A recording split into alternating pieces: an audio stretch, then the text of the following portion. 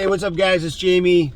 Sitting in my driveway here. I got some things to do. I had a nice breakfast this morning.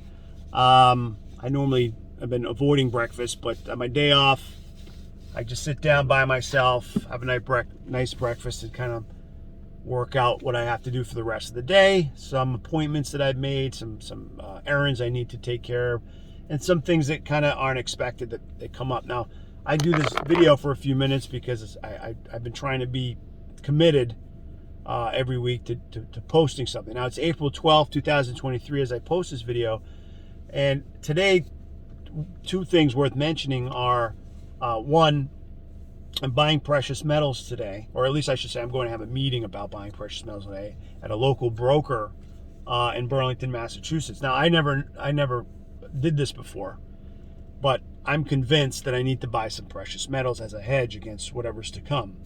It seems like with all the information that's out there, you could do your own due diligence if you're watching this at this time versus reflecting on it later. As my circle is very small, I don't have a big circle of people. And if there's more than anybody looking at this, it's just they've stumbled across here and they're curious, right? But friends and family member, mostly my biggest concern is my children, respectfully, not because I don't care about you, but I want to see my sons be okay. I want to see my daughters be okay. Now, my daughters are very little. They're only 7 and 10 as I do this video.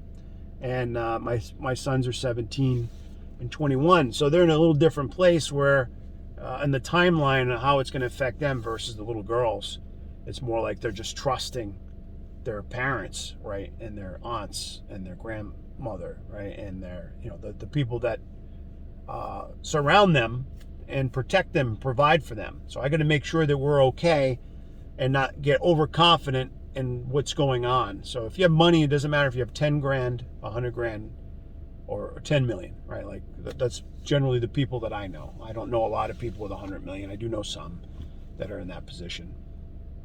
But, hold on one second.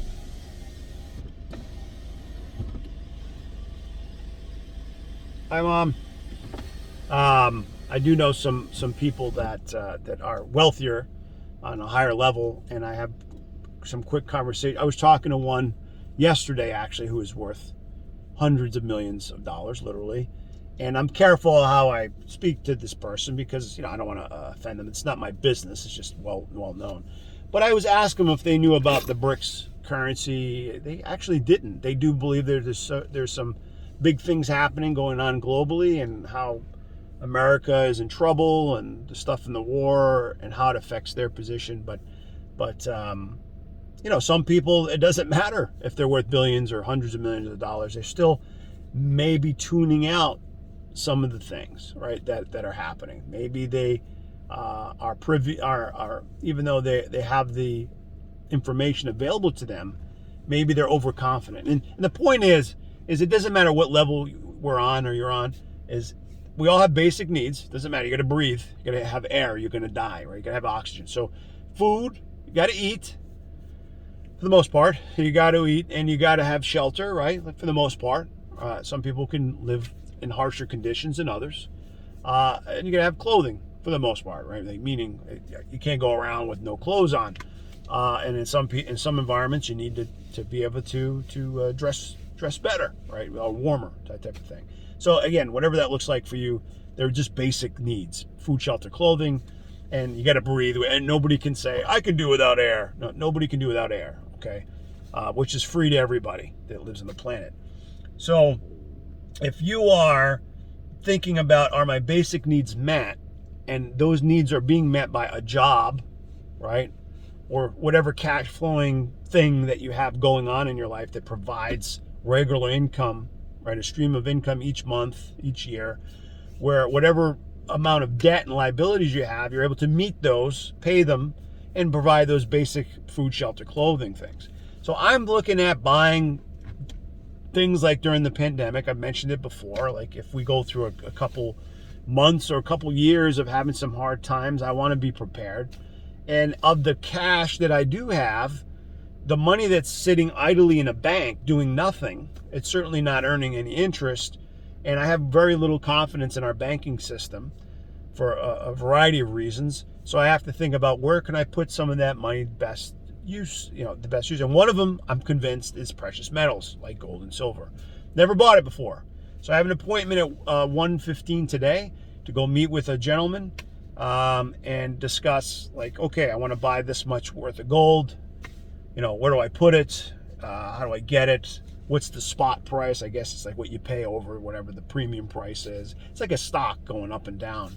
Now, I think it's possible that gold could dip down a bit, but I also think like Bitcoin, Bitcoin could dip down a bit. But if you're buying it just to have a hedge against everything else, the only thing that's really worked for me where it continues to steadily go up for the most part is real estate. So as long as people are able to pay it, it's a good investment because it's mostly, I don't own it outright. There's debt on it. So I don't know what happens if the banking system crashes, if the US dollar crashes, if we convert over to a central banking digital currency of some kind, if whatever impending thing happens, tsunami, as George Gammon was saying, that hits, whatever the effects are. One thing I do believe that they were talking about was, I think that it's going to be for a season. Maybe it lasts for 2 or 3 years. I don't know, maybe 5 years, but let's say 2 or 3 years. If you're able to weather that storm and you're prepared, or if we're better prepared, then there'll be some really big opportunities, right? Because some people are going to be wiped out. And I don't want to take advantage of those families and those people, okay? But some people are just so proud and they do this, I like that, la la la la, they just pretend it's not happening. And unfortunately, they're just going to lose.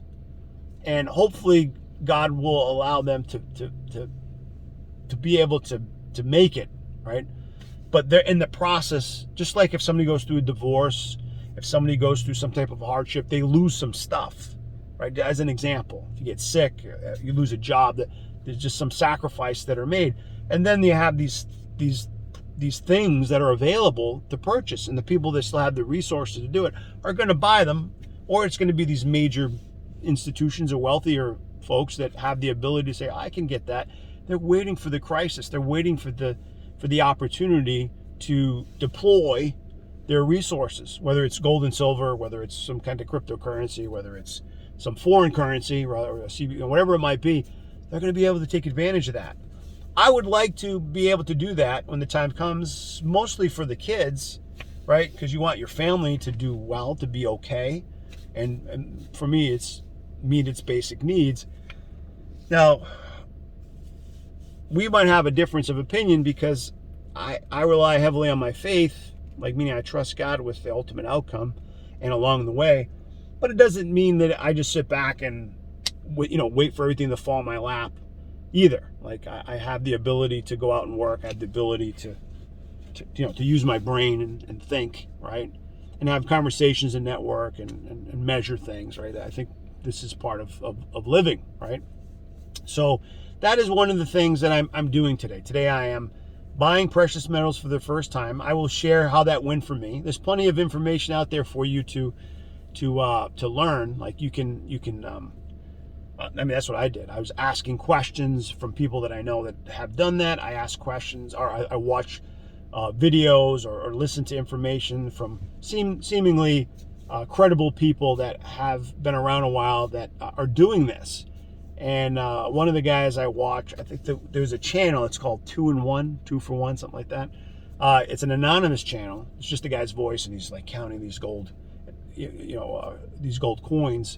And he's talking about a lot of the information he's talking about is pretty good information. And it was just information to kind of like take in and say, all right, what do I want to do with that? So I didn't start 10 or 20 years ago. I'm starting now, and I'm only doing it because on a small percentage, because I think it's maybe not be a bad idea to have 5 or 10% of my net worth invest in some precious metals. Now, I'm not saying come over to my house and get it, because that's probably not where I'm going to keep it. And if I do, it won't be enough, worth risking your life from 3 German shepherds and possibly being an armed family to do that. I think those are some of the things that people think about, whether they have cash or, I guess, precious metals or any type of things, jewelry, I guess, whatever is of value, where they worry about people coming in and stealing that stuff. But as I look around, like even behind me, I don't know if you can see. You can see in the. Let me see. There's the windows. There's a brand new house that just got built across the street from where we live, and I would guess this house will probably go for $700,000 or $800,000, and it's, it's not a big house. It's got no garage, no yard, and it's probably a little over 1/3 of the size of the house that I have. And I don't mean I have a big house, but I have a big family and good square footage, and this house is going to go for around $800,000. So I still see houses, single family houses being built. That doesn't seem to be slowing down because people still need a place to live, and these houses are not cheap. For the house that I live in now, I got for half the price 5 years ago of what it's going for now, and I don't think that's going to slow down. I personally don't.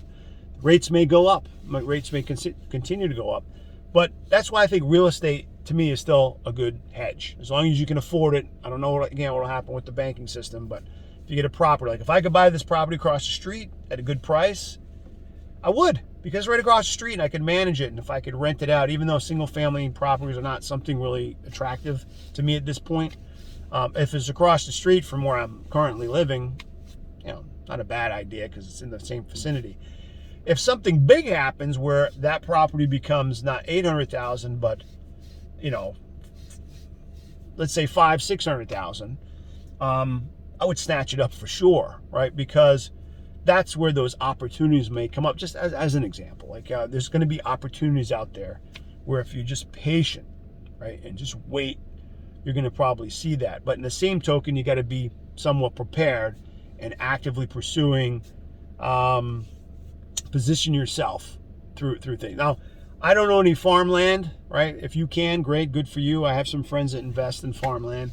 I probably will invest in a greenhouse for my family and I to do some gardening. It'd be fun for the kids, as well as maybe save us a few bucks to have some fresh organic food here. So to me, that's worth the investment of putting some of my money into something like that, where I can control it and actually reap some benefits. And it's a different type of reward, right? Like you're back to your food, shelter, clothing, so type of thing. Anyway, but that's what I'm thinking about. I guess that's long enough, but I will let you guys know how I make out at this place. I think it was called Boston Bullion, something like that. They're in Burlington, Mass. I had to make an appointment. I'm going to go see the guy, the gentleman that I'm going to go meet with. His name is Ken, and he's going to give me some information, and then I'm going to decide on how much gold and silver or whatever he says. He also sells platinum to buy. I don't know much about platinum, but this is a learning curve for me. I'm sharing with you. Maybe 10 years from now, my kids could look at this video and say, hey, I remember when Dad bought some gold, and I'll be glad that I did, hopefully, right? As well as whatever else I'm doing. Okay. Bitcoin did break 30,000. That's something else I mentioned I'm looking at. So I thought it was going to pull back, and it might still. That's something else on my radar, but that's for a different conversation. But I hope you guys have a great Wednesday. I'll see you guys next video.